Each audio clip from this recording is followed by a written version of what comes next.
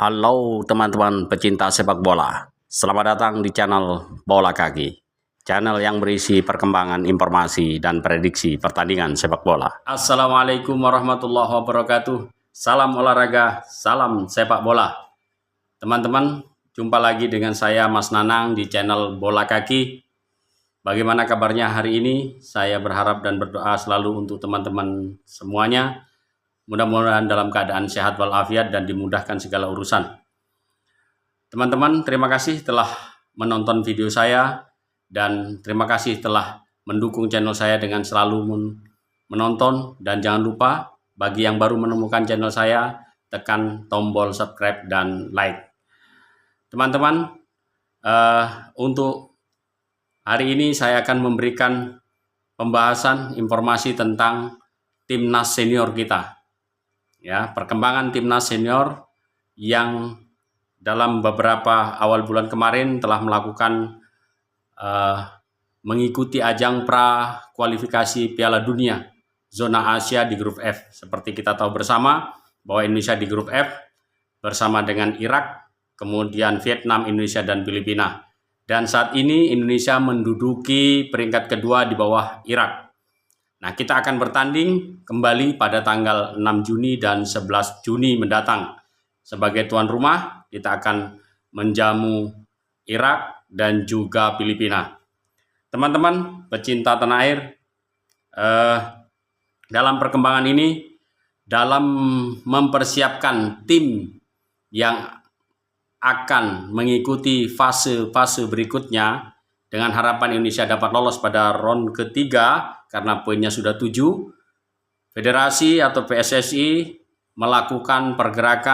terus melakukan pergerakan mencari pemain-pemain diaspora untuk dinaturalisasi. Ini sudah pernah saya ungkapkan dalam sebuah video saya yang terdahulu. Nah, sebagai penekanan, saya akan buat kembali konten tentang persiapan timnas senior dalam mempersiapkan pemain-pemain yang akan dinaturalisasi. Pemain yang dibutuhkan dan sudah dilakukan lobby-lobby oleh Sintayong dan juga PSSI. Kita tahu bersama teman-teman bahwa beberapa bulan sebelum-sebelumnya bahwa Sintayong telah melakukan kunjungan ke beberapa negara untuk memantau pemain-pemain diaspora yang memiliki grade A untuk sekiranya mau diajak bergabung dengan timnas untuk memperkuat timnas Indonesia. Nah, salah satunya yang sudah pernah saya ungkapkan juga dalam sebuah video bahwa pemain itu adalah kemungkinan Kelvin Verdong dan Ole Romani. Nah, sementara sinyal yang masuk, informasi yang masuk dalam beberapa media menguatkan adanya indikasi naturalisasi yang lebih condong kepada satu orang, yaitu Kelvin Verdong. Oleh karenanya, saya coba mengangkat profil tentang Kelvin Verdong pada kesempatan ini.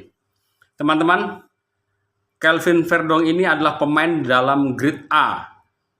Pemain Eropa yang bermain di Eredivisie di klub Liga Belanda yaitu Next Nijmegen di Eredivisie dengan posisi sebagai fullback kiri. Tetapi pemain ini memiliki keistimewaan seperti dalam rekaman video bahwa pemain ini bisa ditempatkan pada posisi bek kanan dan juga bisa sebagai pemain gelandang bertahan. Karena pemain ini memiliki kemampuan tackling yang lugas dan tenang dalam membaca permainan lawan. Itulah kenapa pada Eredivisie di klubnya yaitu di Next Nijmegen dia selalu dipasang dan selalu menjadi kategori pemain setiap minggunya masuk dalam kriteria pemain-pemain terbaik dalam putaran Eredivisie. Berarti menunjukkan pemain ini punya kualitas. Sebagai bukti bahwa dia memiliki pengalaman, teman-teman. Kelvin Verdong ini sudah masuk dalam seleksi pemain nasional Belanda dan sudah memperkuat tim nasional Belanda di kelompok umur. Dari kelompok umur 15 hingga 21 tahun, dia sudah masuk dalam tim. Nah, memang dalam menembus squad senior, dia belum pernah dipanggil sampai saat ini. Itulah kenapa dia memiliki jam terbang yang tinggi dan sangat pas bila dia direkrut untuk bergabung menjadi memperkuat timnas Indonesia. Karena dia punya hak, teman-teman. Dia punya hak yang diambil dari ayahnya yang lahir di Melabuh, Aceh. Jadi keturunan garis ayah. Jadi dia pemain diaspora yang punya hak keturunan untuk membela Indonesia. Oke teman-teman sekalian, kita kembali. Kelvin Verdong ini dalam kelompok umur pernah bertemu dengan beberapa pemain-pemain top dunia, sekelas Kylian Mbappe, kemudian Anthony yang bermain di Manchester United. Itu dia pernah berhadapan, artinya dalam permainan dia sudah banyak pengalaman dengan pemain sekarang yang berusia 27 tahun ini. Tentu pengalaman yang dimilikinya berhadapan dengan level-level Eropa, level dunia akan sangat membantu pertahanan Indonesia. Memang di lini pertahanan kita sudah punya J.H. kemudian jika dikombinasi dengan Tom Haye, kemudian Ragnar Orotmangun, J.H. ditambah Nathan Cho, Justin Hapner, kemudian juga ada pemain sekelas Kelvin Verdong, maka akan menjadi lebih kuat pertahanan timnas Indonesia senior. Ini harapannya teman-teman. Nah, bagaimana dengan Kelvin Verdong sendiri? Kelvin Verdong sendiri dalam sebuah wawancara di sebuah kanal YouTube, kalau nggak salah Nugraha ya, itu seorang YouTuber Indonesia, dia mengatakan bahwa sudah terjadi negosiasi dan keinginannya untuk membela timnas Indonesia sangat besar. Dan insya Allah sudah dilakukan proses pengurusan, dan harapannya dia berharap di bulan Juni nanti dia sudah bisa bermain melawan Irak. Itu juga harapan kita. Ketika tanggal 6 Juni nanti diharapkan Kelvin Verdong sudah selesai. Nah, kenapa kemungkinan itu bisa terjadi? Karena melihat limit waktu, Eredivisie yaitu klub di Liga Belanda, klubnya Nets Nijmegen itu terakhir main nanti tanggal 19 Mei. Dia akan berhadapan dengan Elmire. Nah, kemungkinan setelah tanggal itu proses kepengurusannya tentu akan lebih mudah karena sudah tidak ada pertandingan yang dilakukan oleh Kelvin Verdong. Harapannya itu dapat menyelesaikan semua, baik administrasi, kemudian pengambilan sumpah, itu bisa dilakukan dengan proses perpindahan federasi dari konfederasi yang mengurus di Belanda kepada PSSI. Ini harapannya teman-teman. Nah, Kelvin Verdong sendiri sangat antusias dan ingin mengantarkan Indonesia lolos pada Piala Dunia. Itu teman-teman, kita lihat sekarang Indonesia punya kepentingan sangat besar untuk meloloskan diri dari fase grup masuk pada round ketiga. Kita tahu di pimpinan klasemen sekarang grup A ada Irak dengan total poin 12 dari 3 kali pertandingan sapu bersih, 4 kali pertandingan sapu bersih nilai 12. Indonesia pada peringkat ke-7. Peringkat kedua dengan nilai 7 maksud saya.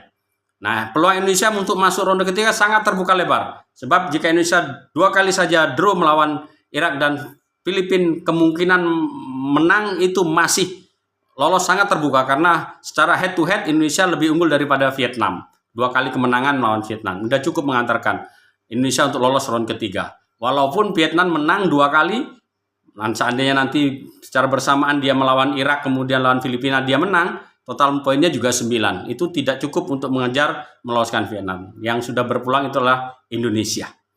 Dan bonusnya, jika Indonesia berhasil masuk pada round ketiga, secara otomatis negara yang masuk pada round ketiga, zona Asia, kita akan lolos pada putaran final Piala Asia dilaksanakan 2027. Jadi kita tidak perlu mengikuti kualifikasi Piala Asia lagi karena kita sudah masuk pada round ketiga itu. Jadi lolos ke round ketiga itu akan memudahkan kita secara otomatis masuk pada putaran final Piala Asia tahun 2027. Nah, itu kelebihannya kalau sudah masuk round ketiga. Dan di round ketiga peluang untuk lolos ke Piala Dunia Amerika Serikat, Kanada, dan Meksiko sangat terbuka lebar karena runner up, juara grup dan runner up diambil, kemudian peringkat 3 dan 4 itu diambil 2 yang terbaik karena jatahnya ada 8,5 ya. Anggaplah 8,5 karena 6 pada juara grup, 2 pada runner up terbaik, di peringkat 3 terbaik. 3-4 terbaik itu yang lolos, kemudian ditambah 1 yang harus playoff dengan Amerika Selatan.